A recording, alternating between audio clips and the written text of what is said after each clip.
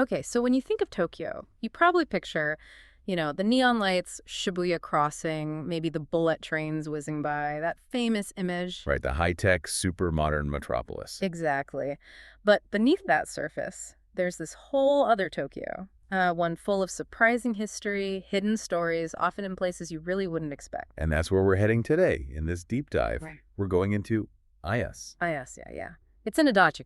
Maybe not the first place people think of visiting. Probably not, no. And that's kind of the point. Our mission here is to peel back those modern layers and, well, uncover Ayase's untold stories. Stories involving what? What are we looking at? Oh, everything from samurai legends, some really poignant local folklore about rivers and spirits, Okay. and just how history has, fundamentally shaped what Ayase is today.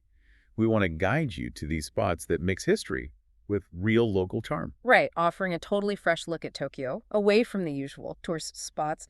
Think of it as getting the inside scoop on a place that reveals the city's deeper character. Precisely. Yeah. And to really get Ayase, we need to go back, way back, to a pretty chaotic time when this quiet little village suddenly became a refuge for some, well, legendary warriors. You're talking about the Shinsengumi, right, late Edo period. Exactly, the Bakumatsu era. That's 1868. At Shinsengumi, that famous or infamous samurai police force loyal to the shogun, they'd just been hammered at the Battle of Koshu Katsunuma. A big defeat for them. Huge. So they're retreating. And Yeah. where do they retreat to? This quiet little farming village called Goyo Shinden. Which is now modern-day Ayase. That's the place. And what's fascinating isn't just that they retreated there, but the details, the human side of it. Okay, tell me more. Well, imagine these battle-hardened, fierce samurai suddenly showing up in this peaceful village. On March 13th, 1868, about 48 of them arrive. Their leader, Kondo Isani, stays at the house of the village headman, the Kaneko family. 48. Okay, that's a few. But wait, in just 19 days, that number explodes to 227 Shinsengumi members. Wow, okay. 227 samurai descending on a small farming village. That must have been chaotic. Absolutely. A massive logistical nightmare for the villagers. I Yeah. mean, where do you put them all? Right.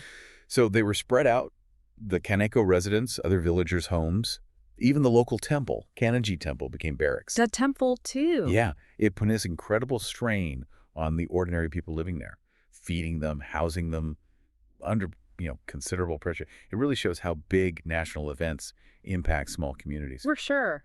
But you mentioned a human element? Yes, amidst all that tension, you get these little moments. Like there are accounts of Hijikata Toshiso, one of the most feared leaders, being seen fishing in the local river, the Ayasagawa. Hijikata fishing. Yeah, and apparently sharing his catch with the local kids. It's such a surprising kind of tender image, right? It really complicates that fierce warrior stereotype. It really does. It adds this whole other dimension.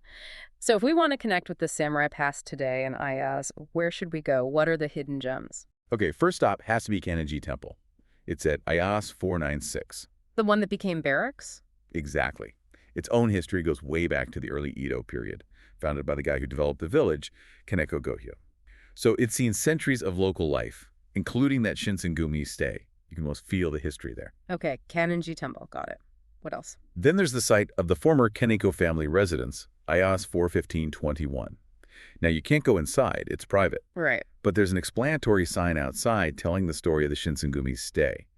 And apparently, the family still has a rare original photo of Kondo Isami. Wow, a direct link. That spot really highlights the burden on the villagers, doesn't it? It really does.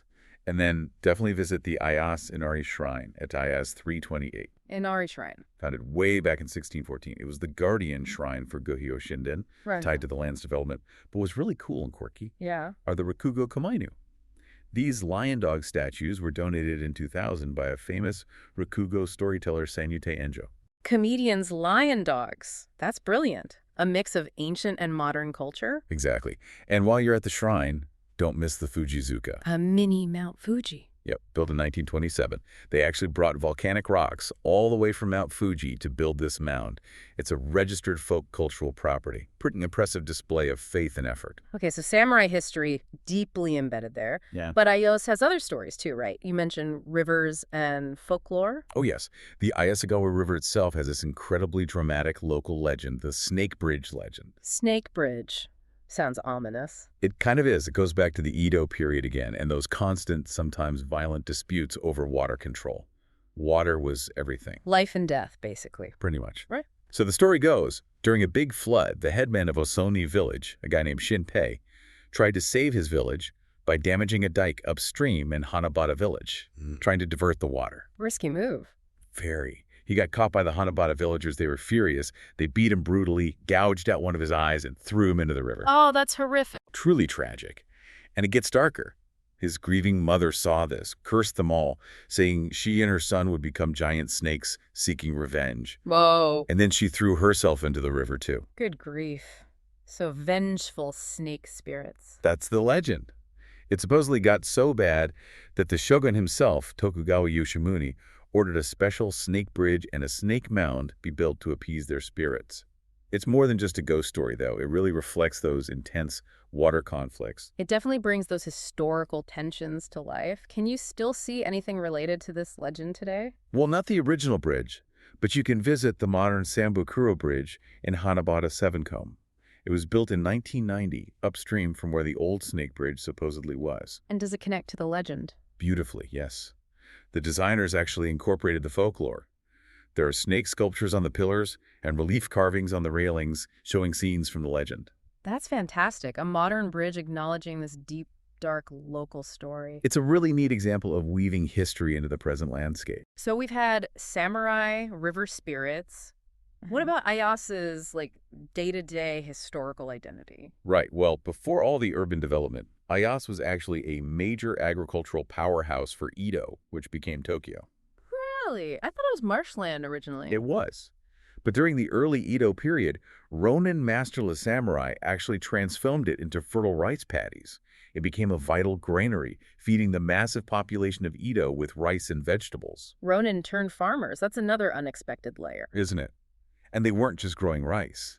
In the Meiji era, one part of old Ayase, Itoya Village, became a pioneer in Japanese cabbage cultivation. Cabbage. Yep. They introduced and improved techniques for growing cabbage, contributing significantly to the Kanto region's food supply. Real agricultural innovation happening there. Okay, so this productive farmland, eventually it became part of the city sprawl. Pretty much, yeah. Ugh. Over time, especially post-war, the farms gave way to housing, factories, and eventually some really interesting public spaces. Which brings us to another key spot, Higashi-Ayase Park. This place is huge, U-shaped, 2 kilometers long, covering 230 hectares. Wow. And this used to be farmland. Exactly, the rice paddies of old Itoya Village. It's in Ayase 1-3 Combe today. And its creation was actually a really forward-thinking urban planning decision. How so? Well, after World War II, there was a real concern this area could just become, poorly built, dense housing. So the park was deliberately planned to prevent that. It was based on ideas from the 1960s, focusing on creating flexible, community-focused green space. Less about strict rules, more about enabling people to use the space naturally. Kind of radical for the time. That's fascinating. So the park itself is a piece of social history. Absolutely. It's why Adachi-ku is actually the greenest of Tokyo's 23 wards. And you can still connect with that agricultural past today, maybe in a tastier way. How? Try the local food. Around Ayase Station, check out the restaurants and markets. You'll find lots of fresh vegetable dishes.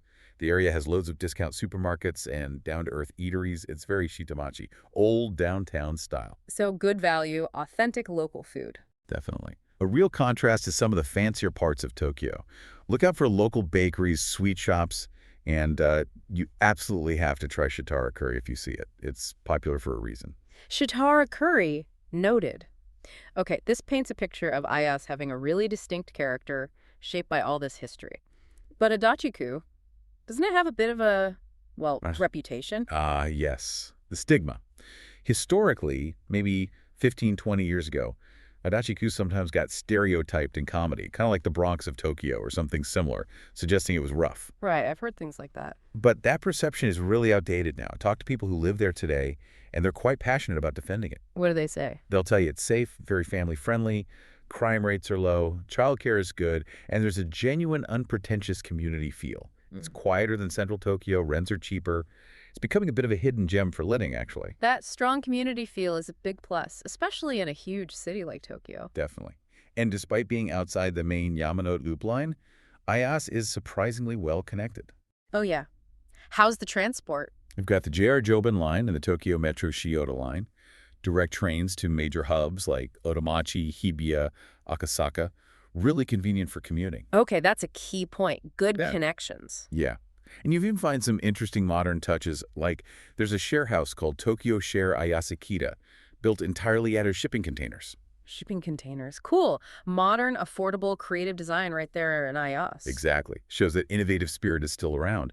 And there are other local spots people love, like the Tokyo Metro Ayase vehicle base nearby in Kita-Ayase.